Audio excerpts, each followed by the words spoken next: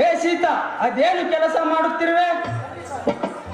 ಸ್ವಾಮಿ, ಮನೆಯನ್ನು ಸ್ವಚ್ಛ ಮಾಡ್ತಾ ಇದ್ದೆ. ಇದೇನಿದು? ರೈತರ ಮೀಟಿಂಗ್ ಇದೆ ಅಂತ ಹೌದವ್ರು ಏನ್ ಬಂದ್ರ? ಹೌದು ಸೀತಾ, ಡಿಸಿ ಆಫೀಸ್ಗೆ ಕೃಷಿ ಮಂತ್ರಿಗಳು ಆಗಮಿಸಿ ನೆರೆ ಸಂತ್ರಸ್ತರ ಬಗ್ಗೆ ಮೀಟಿಂಗ್ ಮಾಡಿದರು. ಅದರಲ್ಲಿ ನಮ್ಮಂತ ರೈತ ಮುಖಂಡರನ್ನು ಕರೆಯಿಸಿ ರೈತರ ಆಗು ಹೋಗುವ ಬಗ್ಗೆ ವಿಚಾರಿಸಿದ್ದರು. ಅವರ ಅಕೌಂಟಿಗೆ ಬೇಗ ಪರಿಹಾರ ಧನ ಹಾಕಿ ಎಂದು ಡಿಸಿಗಳಿಗೆ ಸೂಚಿಸಿ ಬಿಟ್ಟರು.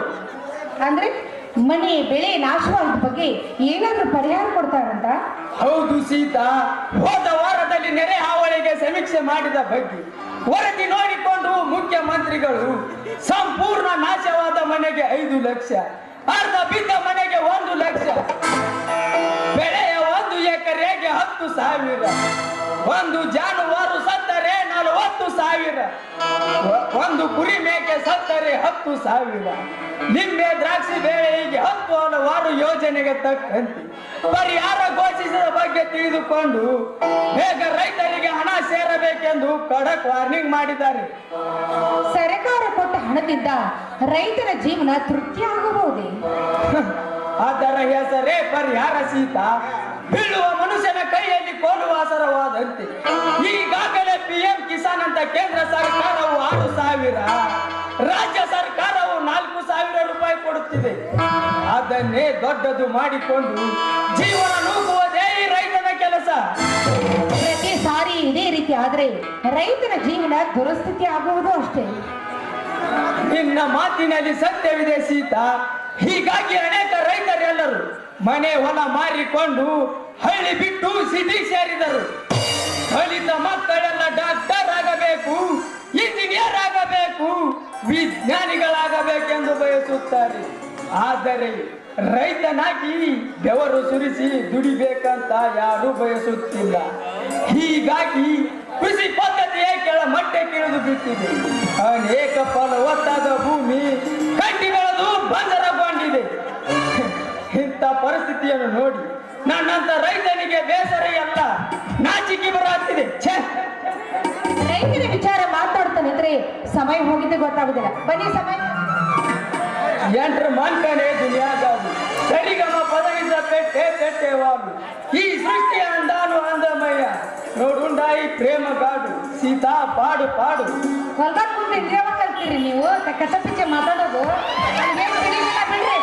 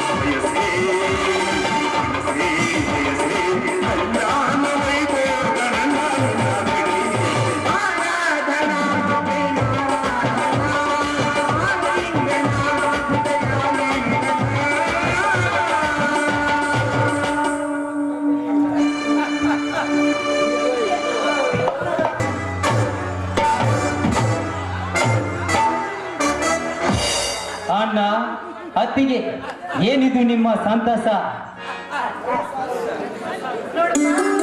ಸಣ್ಣ ಹುಡುಗರ ಜೊತೆ ಹುಡುಗಾಟ ಮಾಡೋದು ಮಾತ್ರ ಬಿಡುವುದಿಲ್ಲ ನಿಮ್ಮಣ್ಣ. ಓಹೋ, ನನ್ನದಿರಲಿ ಇಲ್ಲಿ ನೋಡು. ಏನಪ್ಪ ಬಜರಂಗಿ, ದಿನಾಲು ಹೊಲಕ್ಕೆ ಒಬ್ಬನೇ ಕುಸ್ತಿಗೆ ಹೋಗಿ ಬರುತ್ತಿದ್ದ ನೀನು ಇಂದು ನನ್ನ ಸೊಸೆ ಕಾವೇರಿಯ ಕೈ ಹಿಡಿದು ಬಂದೆಯಲ್ಲ, ಏನಿದು ಸಮಾಚಾರ? ಅದೊಂದು ದೊಡ್ಡ ಕಥೆ ಆಯ್ತಣ್ಣ. ತೋಳದ ಬಾಯಲ್ಲಿ ಗುರಿ ಸಿಕ್ಕಂತೆ ಆಗಿತ್ತು ಇವಳ ಸ್ಥಿತಿ. ಅಂದರೆ ಕಾಲೇಜಿಗೆ ಹೋಗಿದ್ದಿಲ್ಲ ಬೇಗಳು? ಕಾಲೇಜು ರಜೆ ಇದ್ದ ಕಾರಣ ವಾಯುವ್ಯಕ್ಕೆ ಹೊರಟ ಸಮಯದಲ್ಲಿ ಕಾಮುಕರ ಕಣ್ಣಿಗೆ ಬಿದ್ದು ಇವಳ ಸ್ಥಿತಿ ತುಂಬಾ ಗಂಭೀರವಾಗುತ್ತಿತ್ತು. ಆ ಸಮಯಕ್ಕೆ ನಾನಲ್ಲಿಗೆ ಹೋಗಿ ಅವನನ್ನು ಒದ್ದು ಬುದ್ಧಿಗಳಿಸಿ ಈಗ ನಾನೇ ಇವಳ ಕೊರಳಿಗೆ ತಾಲಿ ಕಟ್ಟಿ ಸತಿ ಮಾಡಿಕೊಳ್ಳಬೇಕೆಂದು ನಿಮ್ಮಲ್ಲಿಗೆ ಬಂದಿರು. ಅದಕ್ಕೆ ತಮ್ಮ ಅನುಮತಿ ಕೇಳ್ತೀನಪ್ಪ. ಹೌದು ಅತ್ತಿಗೆ, ಈಗ ನಾವಿಬ್ಬರು ಮನ ಸಾಕ್ಷಿಯಾಗಿ ಒಪ್ಪಿಗೆ ಮಾಡಿಕೊಂಡೇ ನಿಮ್ಮ ಒಪ್ಪಿಗೆ ಪಡೆಯಲು ಬಂದಿದ್ದೇವೆ. ನಿಮ್ಮ ಮಾತಿನಲ್ಲಿ ನಿಜವಿದೆ, ಆದರೆ ಇವರನ್ನ ಸುಧಾಕರ ಒಪ್ಪಬೇಕಲ್ಲ? ಅದೆಲ್ಲವನ್ನು ನಾನು ಸರಿಪಡಿಸುತ್ತೇನೆ ಮಾವ. ಸಂತೋಷ. ಹಾಗಾದರೆ ನನ್ನದೊಂದು ಮಾತು ಕೇಳಿ ಕಾವೇರಿ, ಈ ಪ್ರೀತಿ ಎಂಬುದು ಬಜಾರದಲ್ಲಿ ಸಿಗುವ ವಸ್ತು ಅಲ್ಲ, ಹೃದಯದಲ್ಲಿ ಸಿಗುವ ವಸ್ತು. ಪ್ರೀತಿ ಧರ್ಮವನ್ನು ಅನುಸರಿಸಿದರೆ ಮೋಹ ಅಧರ್ಮವನ್ನು ಅನುಸರಿಸುತ್ತದೆ. ಇಂಥ ಪ್ರೀತಿಯನ್ನು ನೀನು ಗಟ್ಟಿಗೊಳಿಸಿ ಕೆಟ್ಟ ಬಯಸುವ ಈ ಸಮಾಜದಲ್ಲಿ ಹಿಟ್ಟ ಮಹಿಳೆ ನೀನಾಗಿ, ನನ್ನ ತಮ್ಮನ ದೇಹದ ವಜ್ರ ಕವಿಚ ನೀನಾಗಿ, ಅವನ ಗೆಲುವಿನ ನಗುವಿನ ನಕ್ಷತ್ರ ನೀನಾಗಬೇಕು, ಗೊತ್ತೇ? ಸತ್ಯವಾಗಿ ಈ ಮಾತನ್ನು ನಡೆಸಿಕೊಡುತ್ತೇನೆ ಮಾವ. ಈ ಸತ್ಯದ ಹೋರಾಟದಲ್ಲಿ ಎಷ್ಟೇ ಕಷ್ಟಗಳು ಬಂದರೂ ಆ ಕಷ್ಟದ ಗೋಡೆಯನ್ನು ಕಿತ್ತು ರಾಣಿ ಚೆನ್ನಮ್ಮನಂತೆ ಆ ಗೋಡೆಯನ್ನು ಒತ್ತು ಕೆಡುತ್ತೇನೆ ನಾನು. ಒಪ್ಪರೆ ಕಾವೇರಿ, ಹಿಂದೆ ಸಾಗಲಿ ನಿಮ್ಮ ರಥದ ಸವಾರಿ. ಬನ್ನಿ, ಹಿಂದೆ ಮುಗಿಯಲಿ ನಿಮ್ಮ ಗಾಂಧರ್ವ ವಿವಾಹ.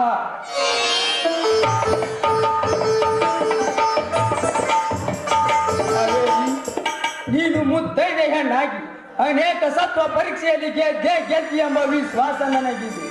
ನಿನ್ನ ಗಂಡ ಹಳ್ಳಿಯ ಕಿಲಾಡಿಯ ಕೈ ಹಿಡಿದು ನಮ್ಮೊಂದಿಗೆ ಕೂಡಿ ಹಾಡಬಾರಮ್ಮ.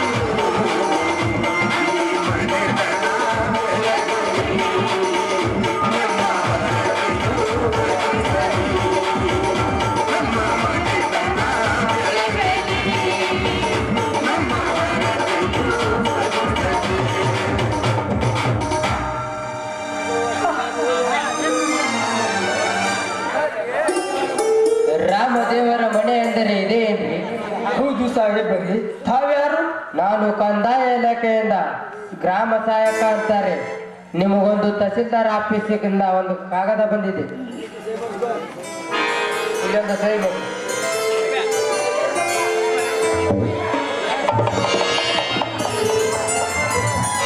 ನಾನು ಬರ್ತೇನೆ. ಹಾ, ಬರಬೇಕು. ನಮಸ್ಕಾರ. ಸೀತಾ, ಕಾವೇರಿಯನ್ನು ಕರೆದುಕೊಂಡು ಒಳಗೆ ನಡಿ ಸ್ವಲ್ಪ. ಆಗ್ಲಿ ಬಾಕಬೇಡಿ. ಯಾಕಣ್ಣ ಈ ಕಾಗದ ಬಂದ ತಕ್ಷಣ ಗಾಬರಿಗೊಂಡು ಅವರನ್ನು ಏಕೆ ಒಳಗೆ ಕಳಿಸಿದರು? ಏನಿದೆ ಈ ಕಾಗದದಲ್ಲಿ? ಬಜರಂಗಿ, ಲೆಕ್ಕ ಪತ್ರದ ವ್ಯವಹಾರದಲ್ಲಿ, ಅಣ್ಣ ತಮ್ಮರ ವೇದನೆಯಲ್ಲಿ, ಹಣದ ವ್ಯವಹಾರದಲ್ಲಿ ಹಾಗೂ ಗುಪ್ತ ಸಮಾಲೋಚನೆಯಲ್ಲಿ ಅವರವರ ಸತಿಗಳು ಅಲ್ಲಿ ಇರಬಾರದು. ಅದಕ್ಕಾಗಿ ಅವರನ್ನು ಒಳಗೆ ಕಳುಹಿಸಿದೆ. ಆಯಿತಣ್ಣ, ನಿನ್ನ ಮಾತಿನಲ್ಲಿ ಅರ್ಥವಿರುತ್ತದೆ. ಇರಲಿ, ಓದಿರಿ ಆ ಕಾಗದವನ್ನು. ಸಹೋದರ, ಮೋಸ, ಮೋಸ! ಯಾಕಣ್ಣ, ಯಾಕೆ ಮೋಸ? ಯಾರಿಂದ ಮೋಸ? ಏನಿದೆ ಆ ಕಾಗದದಲ್ಲಿ? ಬೇಗ ಹೇಳಣ್ಣ, ಹೇಳು. ಯಾವ ಅಧಿಕಾರಿ ಏನಾದರೂ ನಿನಗೆ ಜೀವ ಬೆದರಿಕೆ ಹಾಕಿರುವನೇ? ಇಲ್ಲ, ನಿನ್ನ ರೈತವಾಣಿ ಸತ್ಯದ ನುಡಿ ಮಾತಿಗೆ ಯಾವನಾರು ವಿರೋಧಿಸಿ ಹೆದರಿಸಿರುವನೇ? ಇಲ್ಲ, ಯಾವನಾದರೂ ಮೋಸದಿಂದ ನಮ್ಮ ಆಸ್ತಿಯನ್ನೇ ಕಸಿದುಕೊಂಡಿರುವನೇ? ಬೇಗ ಹೇಳಣ್ಣ, ಹೇಳು. ಈಗಲೇ ಹೋಗಿ ಆದವನನ್ನು ಅಲ್ಲಿಂದ ದರದರನೆ ಎಳೆದುಕೊಂಡು ಈ ನಿಮ್ಮ ಪವಿತ್ರದ ಪಾದದ ಮುಂದೆ ಕಡಿದು ಹಾಕುತ್ತೇನೆ. ಅದೇ ನಡೆದಿದೆ ಸಹೋದರ. ಅರಣ್ಯ ಭೂಮಿ ಸಾಕಷ್ಟು ಇದ್ದರು, ಅದನ್ನು ಕೈ ಬಿಟ್ಟು ಮುಳುಗಡೆ ನಿವೇಶನಕ್ಕೆ ನಮ್ಮ ಹೊಲವನ್ನೇ ಸರ್ಕಾರ ಸೂಚಿಸಿ ಬಿಟ್ಟಿದೆ ಸಹೋದರ. ನೀನು ಸಮಾಧಾನ ತಂದುಕೊಳ್ಳಣ್ಣ, ನೀನು ಸಮಾಧಾನ ತಂದುಕೋ. ಇದರ ಪ್ರತಿಕಾರ ತೀರಿಸಲು ನಾನಿದ್ದೇನೆ. ಅಂದು ತೋರಿಸಿದ ಸರ್ಕಾರ ಜಾಗೆಯನ್ನೇ ಬಿಟ್ಟು ಎಂದು ನಮ್ಮ ಹೊಲನೇ ಬೇಕೆಂದು ಜಾಡಿ ಹೇಳಿ ಬರೆಸಿದ ಯಾವನೇ ಗಡಸಾಗಿರಲಿ, ಅವನ್ಯಾರೆಂದು ತಿಳಿದುಕೊಂಡು ಅವನ ರಕ್ತದ ಓಕಳಿಯನ್ನೇ ಆಡಿಬಿಡುತ್ತೇನೆ. ಆ ವೇಷಕ್ಕೆ ಒಳಗಾಗಬೇಕು. ಶಾಂತನಾಗಿ ಬಾತಮ್ಮ. ಆಸ್ತಿಯನ್ನೇ ಕಳೆದುಕೊಂಡು ಅಲೆ ಮಾರಿ ಹಾಗೆ ತಿರುಗುವುದಂದರೆ ಇನ್ನೆಲ್ಲಿ ನನಗೆ ಸಮಾಧಾನವನ್ನ? ಈ ಸರ್ಕಾರದ ಹಿಂದೆ ಯಾರದೋ ಕೈವಾಡವಿದೆ. ಈ ಸತ್ಯ ಪರೀಕ್ಷೆಯನ್ನೇ ನಾನೇ ಜಿಲ್ಲಾಧಿಕಾರಿಗಳೊಂದಿಗೆ ಬಹಿರಂಗಪಡಿಸಿ ನಿತ್ಯ ಹೋರಾಟ ಮಾಡುತ್ತೇನೆ. ಅಕಸ್ಮಾತ್ ಏನಾದರೂ ಆ ಬೆಟ್ಟಪ್ಪ ಗೌಡನ ಹೆಸರು ಕೇಳಿ ಬಂದರೆ ಹಸಿದ ಹೆಪ್ಪಲಿ ನಾನಾಗಿ ಆ ಕೊಪ್ಪೇರಿನ ಕೋಣಾನೇ ಹೋರಾಡಿಸಿ ಕರೆಯುತ್ತೇನೆ. ನನಗಪ್ಪನೆ ಕೊಡಣ್ಣ ಆ ಜಿಲ್ಲಾಧಿಕಾರಿಗಳೊಂದಿಗೆ ಸಮಾಲೋಚಿಸಲು. ಅದೆಲ್ಲ ನಿನಗೆ ತಿಳಿಯೋದಿಲ್ಲ ಸಹೋದರ. ಶಾಂತನಾಗಿ ಒಳಗೆ ಬಾ, ಅದಕ್ಕೆಲ್ಲ ನಾನಿದ್ದೇನೆ.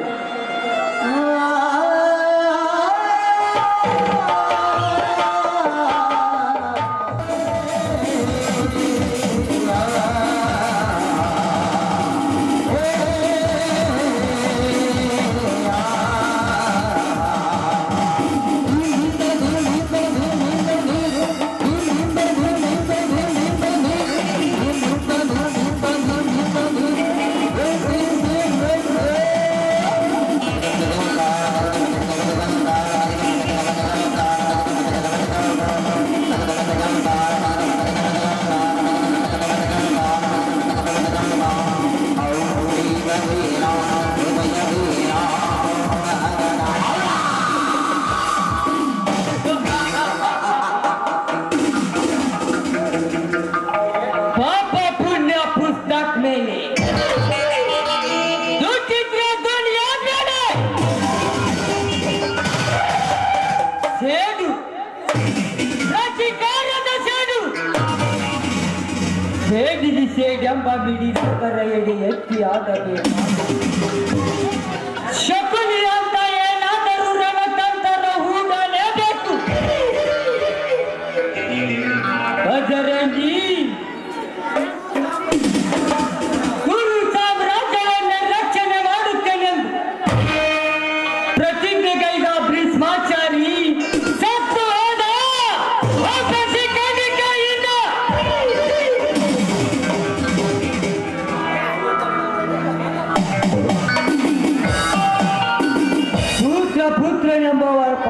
ಬಾಣಕ್ಕೆ ಗುರಿಯಾಗಿ ಅಧರ್ಮ ಕೌರವನ ಸೇಡಿಗೆ ಅಂಜಲಿಯ ಬಾಣಕ್ಕೆ ಕೈ ತುತ್ತಾಗಿ ಸತ್ತು ಹೋದ ದಾನಸೂರ ಕನ್ಯ ಬಜರಂಗಿ. ಇಂದು ನೀನು ಆ ಕಾವೇರಿಯನ್ನು ಗೆದ್ದು ಆಳುತ್ತಿರುವ ಮಗನ ನೀನು ತಾಳಿ ಕಟ್ಟಿದ ನಿನ್ನ ಬಾಳ ಬಳ್ಳಿಯನ್ನೇ ಕತ್ತರಿಸಿ ಕೊಂಡು ಆ ಕಾವೇರಿ ಮುಂದೊಂದು ದಿನ ನಾನೇ ಆಳದಿದ್ದರೆ ನನ್ನ ಹೆಸರು ವಿಷ ತುಂಬಿದ ವಿಷ ಕಂಠ ಮುಡಿ ರಕ್ತನೇ ಅಲ್ಲ.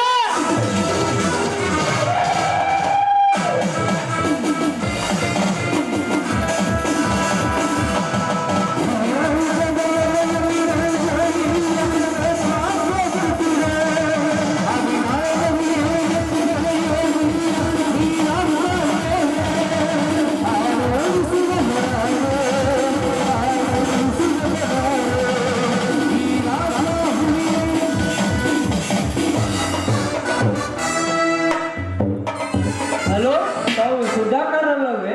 ಹೌದು ಸರ್, ತಾವು? ನಾನಾ?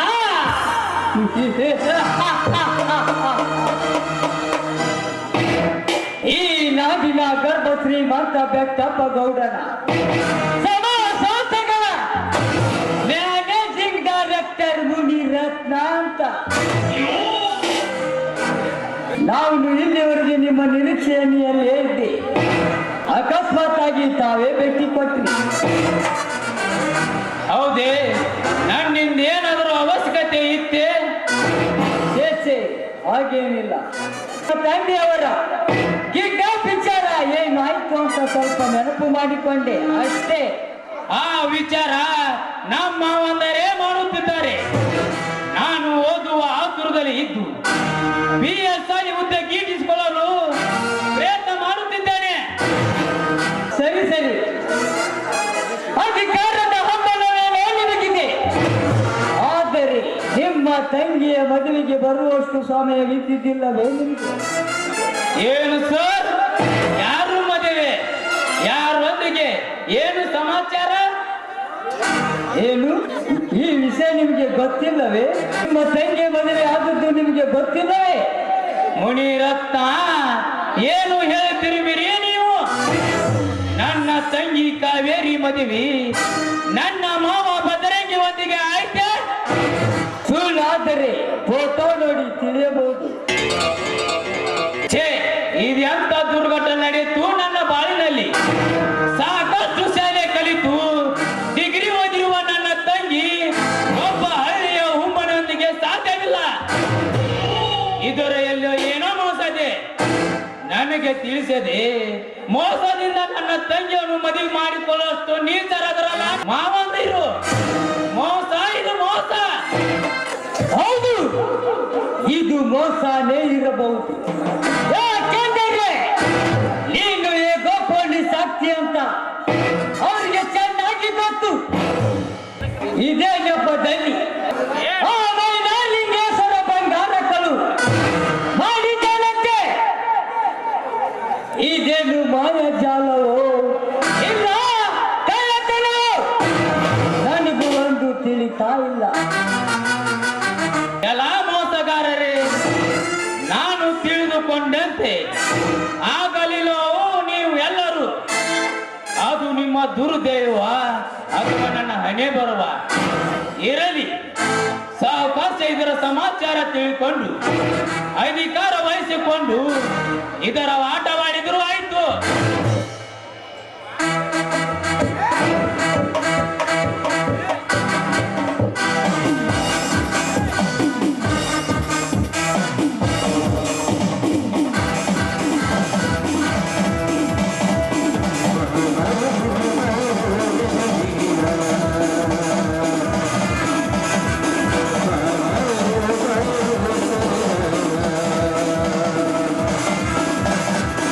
ನೀನು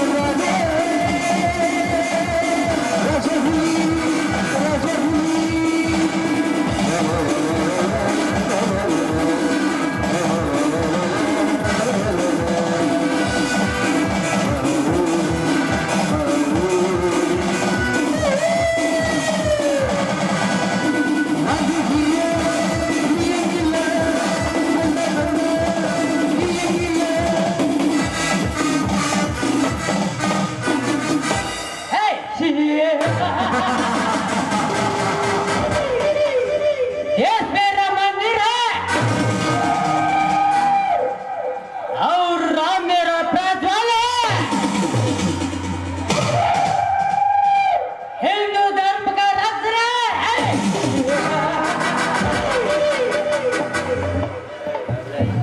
ಈ ದೇನು ಮುನಿ ರತ್ನ ಅಲ್ಲಿ ನಿನಗಾಗಿ ನಾನು ದಾರಿಯನ್ನು ಕಾಯುತ್ತಿರುವೆ. ನೀನೇನು ಈ ಸುಧಾಕರ್ನ ಜೊತೆಗೆ ಹೊಸ ಸಮಾಚಾರವನ್ನೇ ಕೈಗೆತ್ತಿಕೊಂಡಿಯಲ್ಲ?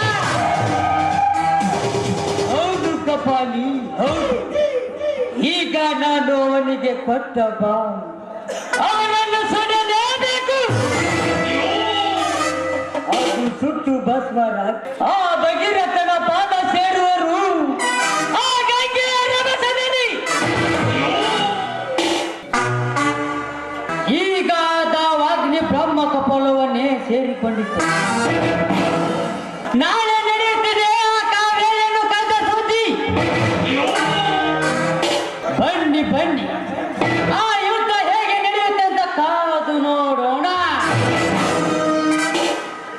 ಕುರುಕ್ಷೇತ್ರವನ್ನು ಬರೀ ತನ್ನ ರುಂಡದಿಂದ ವೀಕ್ಷಣೆ ಮಾಡಿದ ಆ ಗಡ್ಡ ಮಗ ಬರ್ಬರಿಕನಂತೆ ಬೆಟ್ಟದ ಮೇಲೆ ಕುಳಿತುಕೊಂಡು ನೋಡೋಣ ಬಾ.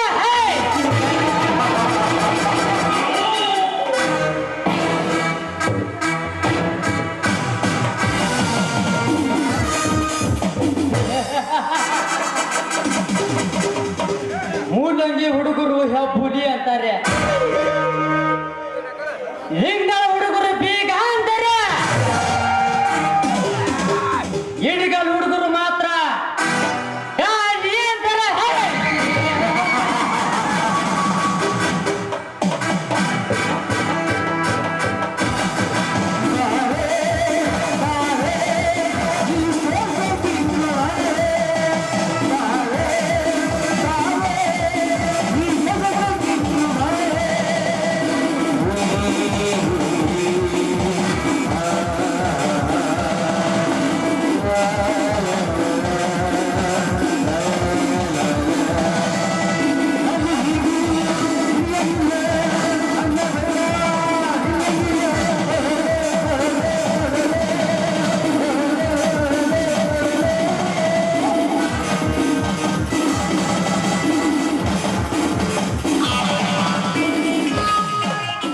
ಭೇಟಿಗೆ ಹೋಗಿದ್ರಾ?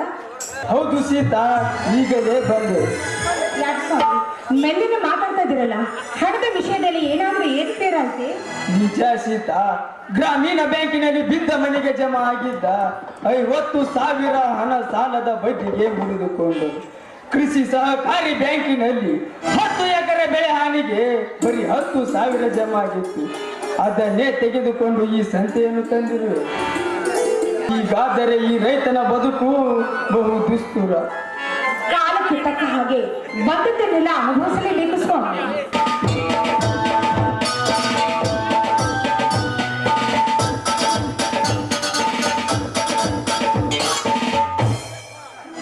ಹಿಂದೂ ಧರ್ಮವನ್ನು ಉಲ್ಲಂಘಿಸಿ ಕಾನೂನಿಗೆ ಬಾಹಿರವಾಗಿ ಬದುಕುವ ನಿಮಗೆ ಕಠೋರ ದುಃಖವೇ ಪ್ರಾಪ್ತಿ. ಓ ನನ್ನ ಅಳಿಯ ಸುಧಾಕರ್, ಪೊಲೀಸ್ ಅಧಿಕಾರಿಯಾಗಿ ಈಗ ಬಂದಿಯೇನಪ್ಪ? ಅಧಿಕಾರಿಯಾಗಿ ಬಂದರೆ ನನ್ನ ತಮ್ಮನಿಗೆ ನಾನು ಆರ್ತಿ ಹೇಳ್ತೇನೆ. ಬೇಡಮ್ಮ ಬೇಡ, ಕೀರ್ತಿಗೆ ಕಳಂಕ ತರುವ ಈ ನಿಮ್ಮ ಅಧ್ಯಯನದ ಆರತಿ ನನಗೆ ಬೇಕಾಗಿಲ್ಲ. ನೀವೆಲ್ಲ ದೂರ ಸರಿಯರಿ. ಸುಧಾಕರ, ಏಕಪ್ಪ ನಾವು ಅಜ್ಞಾನವಂತರೇ? ಮತ್ತಿನ್ನೇನು ಹೇಳದೆ ಕೇಳದೆ ನನ್ನ ಮನೆಯಲ್ಲೇ ಬಂದಿದ್ದು ನನಗೆ ತಿಳಿಸದೆ ನನ್ನ ತಂಗಿಯನ್ನು ನಿನ್ನ ತಮ್ಮನಿಗೆ ಕೊಟ್ಟು ಮದುವೆ ಮಾಡಿದರಲ್ಲ, ನಾಚಿಕೆ ಆಗುವುದಿಲ್ಲವೇ ನಿಮಗೆ? ಸುಧಾಕರ, ಮುಚ್ರಿ ಬಾಯನ. I am police officer. ಮರ್ಯಾದಿಂದ ಮರು ಮಾತನಾಡಿದೆ. ಈ ಕ್ಷಣವೇ ನನ್ನ ಮನೆ ಬಿಟ್ಟು ಹೊರಗೆ ನಡೆಯಿರಿ.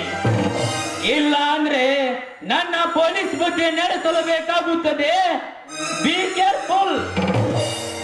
ಅದು ನನ್ನ ತಪ್ಪಲ್ಲ ತಮ್ಮ, ಅದು ಅವರ ಪ್ರೀತಿ ಋಣಾನುಬಂಧ. ಮತ್ತಿನ್ನೇನು ನನ್ನನ್ನ ಕೇಳದೆ ಬಲತ್ತರವಾಗಿ ಮದುವೆ ಮಾಡಿದ್ದು ಅದೊಂದು ಪ್ರೀತಿನ ಬಲತ್ತರವಾಗಿ ನನ್ನ ಮನೆಯಲ್ಲಿ ಜೀವಿಸುವುದು ಇದೊಂದು ಸಂಬಂಧನ ಛೇ ನಿಮ್ಮ ಜೊತೆ ಮಾತನಾಡಲಿಕ್ಕೆ ನನಗೆ ನಾಚಿಕೆ ಬರುತ್ತದೆ. ನಿನ್ನ ತಮ್ಮನೊಬ್ಬ ಕದಿಮೆ ಕಳ್ಳ ಗುಂಡಾವರ್ತಕ ಅಂತನವೊಂದಿಗೆ ನನ್ನ ತಂಗಿಯ ಕೈ ಹಿಡಿದಿದ್ದು ಇದೊಂದು ಅಧಿಕ ಪ್ರಸಂಗ. ಇಂಥ ಕೆಲಸ ಮಾಡ್ತಿರುವ ನೀವುಗಳು ನನ್ನ ಮಾನ ಮರ್ಯಾದೆ ಮಸಿ ಬಳಿಯುವ ವಿಸರ್ಜಂತಗಳು. ಯಾಕೆ ಸಾಹೇಬ್ ನನ್ನ ಮನದಾಳದ ಮರ್ಮವನ್ನು ಅರಿಯದೆ ಇಷ್ಟೊಂದು ಚುಚ್ಚಿ ಚುಚ್ಚಿ ಮಾತನಾಡುತ್ತಿರುವಿರಲ್ಲ? ಮನೆ ಕಳೆದುಕೊಂಡು ಮರ್ಯಾದೆ ಹೀನನಾದ ನಾನು ನನ್ನ ಅಳಿಯನ ಮನೆ ಇದೆ ಎಂದು ನೆರಳಿಗೆ ಬಂದು ಆಶ್ರಯಿಸಿದರೆ ಇದು ಸಂಬಂಧವಲ್ಲದ ಬಲಾತ್ಕಾರವೇ? ಒಬ್ಬರಿಗೊಬ್ಬರು ಪ್ರೀತಿಸಿ ಸಂಬಂಧ ಉಳಿಸಿಕೊಳ್ಳಲು ಸತಿಪತಿಗಳಾಗಿದ್ದು ಇದು ಸಂಬಂಧವಿಲ್ಲದ ಬಲಾತ್ಕಾರವೇ? ಚಿಕ್ಕವರಿರುವಾಗಲೇ ನಿಮ್ಮ ತಂದೆಯವರ ಆಶ್ರಯದಲ್ಲಿ ಬೆಳೆದು ಅವರಿಂದ ಒಡಿಸಿ ಬಡಿಸಿ ಬುದ್ಧಿವಂತರಾದ ನಾವು ಇಂದು ನಿಮ್ಮ ದೃಷ್ಟಿಯಲ್ಲಿ ವಂಚಕರಾದೆವಾ? ಹೇಳಿ ಸಾಹೇಬರೇ, ಹೇಳಿ. ನಿಮ್ಮ ಅರಿವಿನ ನಾಟಕ ನನ್ನ ಮುಂದೆ ನಡೆಸಬೇಡೋ ಮೂರ್ಖ. ನೀನೊಬ್ಬ ಮಹಾಮೋಸಗಾರ, ಎಚ್ಚರವಿರಲಿ. ಮರು ಮಾತನಾಡಿದೆ ದಾಟಿ ಬಿಡಿ ನನ್ನ ಮನೆಯಿಂದ ಆಚೆ. ಸಹೋದರ ನಿಮ್ಮ ಸಹನೆಯನ್ನು ಕಳೆದುಕೊಳ್ಳಬೇಡಪ್ಪ, ನಾವು ಯಾವ ತಪ್ಪು ಮಾಡಿಲ್ಲ. ಕಾಕಿ ಹಾಕಿದ ಮೇಲೆ ನನಗೆ ಸಂಬಂಧ ಸೂತ್ರಗಳು ಇರೋದಿಲ್ಲಮ್ಮ. ನಾನು ನ್ಯಾಯಕ್ಕಾಗಿ ಪಣ ತೊಟ್ಟ ಕಾಕಿ ಹಾಕಿ ಬಂದ ಪೊಲೀಸ್ ಅಧಿಕಾರಿ ಕಳ್ಳ ಸುಳ್ಳರನ್ನು ಹಿಡಿಯಲು ಕಾಕಿ ತೊಟ್ಟ ಈ ನ್ಯಾಯವಂತರ ಮನೆಯಲ್ಲಿ ದರೋಡಿ ಕರೋಡರು ಅಡಗಿದ್ದಾರೆಂದರೆ ಇದೆಂತ ಅಪರಾಧ? ಹೆಚ್ಚಿಗೆ ಮರು ಮಾತನಾಡಿದೆ ಬೇಗ ಕಾಲು ತೆಗೀರಿ, ಇಲ್ಲ ಅಂದ್ರೆ ನಾನೇ ನಿಮ್ಮ ಕತ್ತು ಹಿಡಿದು ನೂಕಿ ಬಿಡ್ತೇನೆ. ಸುಧಾಕರ, ಸುಧಾಕರ, ಇದೇ ಕತ್ತಿನ ಮೇಲೆ ನಿತ್ಯ ನಿನ್ನನ್ನು ಹೊತ್ತು ಶಾಲೆಗೆ ಕಳುಹಿಸಿದವನಿಗೆ ಇಂದು ಇದೇ ಕತ್ತು ಹಿಡಿದು ನೀನು ಹೊರಗೆ ನೂಕುವೆಯಾ? ನೀನು ಹಸಿದು ಬಂದು ಅಳುತ್ತಿರುವಾಗ ತಾಯಿಯಂತೆ ಕೈ ತುತ್ತು ಮಾಡಿ ಉಣಿಸಿದ್ದು ನೀನು ಮರೆತೆಯಾ? ಆಡಿ ಬರುವ ಕಂದನ ಅಂಗಾಲು ಹೊಲಸಾಯಿತೆಂದು ನಾನುಟ್ಟ ಪಂಚೆಯಿಂದ ನೀರು ಗಂಜಿ ಮಾಡಿ ನಿನ್ನ ಅಂಗಾಲು ಒರೆಸಿದ್ದು ನೀ ಆಗಲೇ ಮರೆತೆಯಾ? ಮಗು, ನೀ ಆಗಲೇ ಮರೆತೆಯಾ?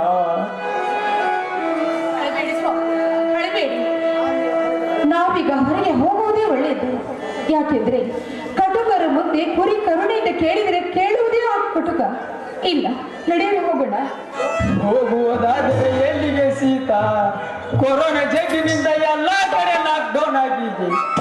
ಯಾರು ಮನೆಯಿಂದ ಹೊರಬರುವಂತಿಲ್ಲ, ಟ್ರೈನ್ಗಳಿಲ್ಲ, ಬಸ್ ಸಂಚಾರವಿಲ್ಲ. ಹೀಗಿರುವಾಗ ಹೋಗುವುದಾದರೆ ಎಲ್ಲಿಗೆ ಸೀತಾ, ಎಲ್ಲಿಗೆ? ಹೇಗೋ ನದಿ ನೀರು ಕಡಿಮೆ ಆಗಿದೆ, ನಮ್ಮ ತೋಟದ ಮನೆಗೆ ಹೋಗೋಣ, ನಡೆಯಿರಿ. ಹಾಗಾದರೆ ಬಟ್ಟೆ ತೆಗೆದುಕೋ, ಹೋಗೋಣ. ಪಿಸಿ ಇವರಂತೂ ಹೋದರು, ಬದರಂಗಿ ಬರುತ್ತಾನೆ, ಎಚ್ಚರವಿರಲಿ. ಯಾಸ್ ಸರ್, ಮನೆ ಸುತ್ತಲೆಲ್ಲ ಕಾವಲಿದ್ದಾರೆ.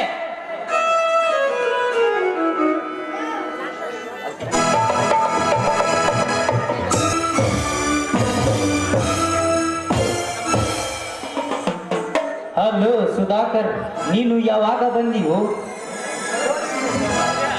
ಇದೇನಲ್ಲ ಪೊಲೀಸ್ ಅಧಿಕಾರಿಯಾಗಿ ಈ ಡ್ರೆಸ್ಸಿನಲ್ಲಿ ಮನೆಗೆ ಬಂದೇನಲ್ಲ. ಹೌದು, ಕಳ್ಳತನ ಮಾಡುವ ಕದಿಮರಿಗೆ ಈ ಪೊಲೀಸ್ ಕಾಕಿ ತಾಕತ್ತು ಏನಂತ ತೋರಿಸಬೇಕಾಗಿದೆ. ಅದಕ್ಕೆ ಈ ಡ್ರೆಸ್ಸಿನ ಮೇಲೆ ಮನೆಗೆ ಬಂದಿರುವೆ. ಕಳ್ಳತನವೇ? ಅದು ಈ ಮನೆಯಲ್ಲಿ? ಈಗ ಹೇಳ್ತಾ ಇದೆಯಲ್ಲ ನೀನು? ನನಗೆ ತಿಳಿಸದೆ ಮೋಸದಿಂದ ನಿನ್ನ ಕೈ ಹಿಡಿದನಲ್ಲ ಈ ಚಂಡಾಲ, ಈ ನಿನ್ನ ಗಂಡ ಈ ತೆನೆ ಕಳ್ಳ. ನೀನು ಮಹಾಕಳ್ಳನ ಹೆಂಡತಿ, ಕಳ್ಳಗಾರತಿ. ಸುಧಾಕರ್, ಬಾಯಿಗೆ ಬಂದಂತೆ ಬೊಗಳಬೇಡ, ನಾಲಿಗೆ ಬಿಗಿ ಹಿಡಿದು ಮಾತನಾಡು. ನಾನು ಕಳ್ಳನೂ ಅಲ್ಲ, ಮೋಸಗಾರನೂ ಅಲ್ಲ. ಅಂತ ಹಲಕ ಕೆಲಸ ಮಾಡುವವರನ್ನು ಮತ್ತೆಯಿಂದ ಕುಡಿದು ಬುದ್ಧಿ ಕಲಿಸುವ ಧೀರನಿದ್ದೇನೆ. ಬಾಯಿ ಮುಚ್ಚೋ ಧೀರ ಮೀರ. ಮೈಲಾರ್ಲಿಂಗೇಶ್ವರ ಬಂಗಾರ ಕದ್ದು ಕಳ್ಳು ನೀನೇ ಅಂತ 10 ಸಮೇತ ಬಂದು ನಿನ್ನ ಮೇಲೆ ಕಂಪ್ಲೇಂಟ್ ಆಗಿದೆ. ನಿನ್ನನ್ನು ಅರೆಸ್ಟ್ ಮಾಡುತ್ತೇನೆ. ಅರೆಸ್ಟ್